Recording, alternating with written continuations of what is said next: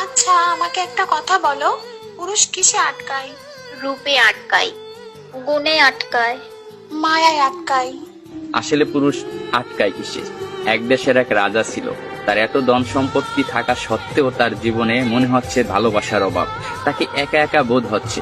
তাই সে আর এক দেশের এক রাজকন্যাকে বিয়ে করে আনলো। বিয়ে করে আনার পরও তার মনে হচ্ছে তার জীবনে ভালোবাসার অভাব। সে আরো একটা বিয়ে করলো, কিন্তু তারপরও তার মনে হচ্ছে জীবনে ভালোবাসার অভাব। ভালোবাসার অভাব মিটাতে যাইয়ে একটা না, দুইটা না, তিনটা না, সে 9টা দেশের রাজকন্যাকে বিয়ে করলো। তার এখন 9টা বউ। তারপরও তার মনে হচ্ছে জীবনে ভালোবাসার অভাব। এট লাস্ট সে তার প্রধান দাসীর প্রেমে পড়ে গেছে। 9টা বউ থাকা সত্ত্বেও রাজা যখন দাসীর প্রেমে পড়ে গেল, এটা সমাজ মায়া নিল না, তার বউরা তো একেবারেই নিল না। তার বউরা রাজাকে প্রশ্ন করলো, এমন কি জিনিস আমাদের ভিতরে নাই যেটা ওই দাসীর ভিতরে আছে? আপনার যদি বউ দরকার হয়, আপনি অন্য কোনো রাজার মেয়েকে বিয়ে করবেন, আপনি দাসীকে কেন বিয়ে করবেন? তখন রাজা বলল, 9টা বউ থাকা সত্ত্বে আমি রাজা হইয়া দাসীর কেন প্রেমে পড়লাম, এটা শুধু আমি তোমাকে না, পুরো বিশ্বকে দেখাবো। এটার জন্য আমি কালকে বড় একটা অনুষ্ঠানের আয়োজন করা হবো।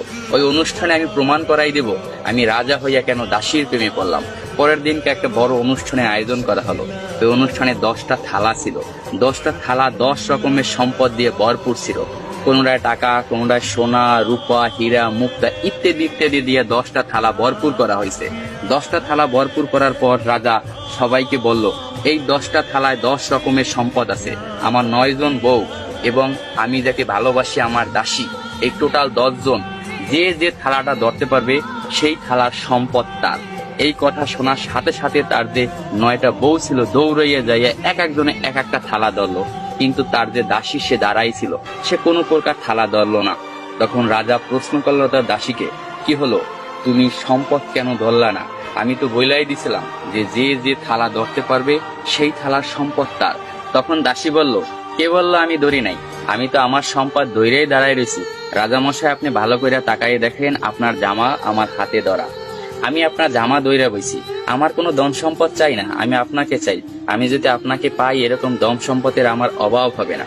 আমি কিছুই চাই না, শুধু আপনাকেই চাই। আমি তাই আপনার জামা দইরা দাঁড়াই রেছি। তখন রাজা অস্ত হাসিতে হাইসা পড়লো এবং সবাইকে বলল, দেখো রাজদরবার বাসীরা, তোমরা সবাই দেখো, রাজার 9টা বউ থাকা সত্ত্বেও রাজা কেন দাসীর প্রেমে পড়ছিল। আসলে পুরুষ কখনো টাকা, পয়সা, রূপ, যৌবনের মায়ায় পড়ে না। পুরুষ আটকে যায় নিঃস্বার্থ ভালোবাসা। পুরুষ তাই নিঃস্বার্থ ভালোবাসা। পুরুষকে যে নিঃস্বার্থ ভালোবাসবে, পুরুষ তারই হবে, শুধুই তার।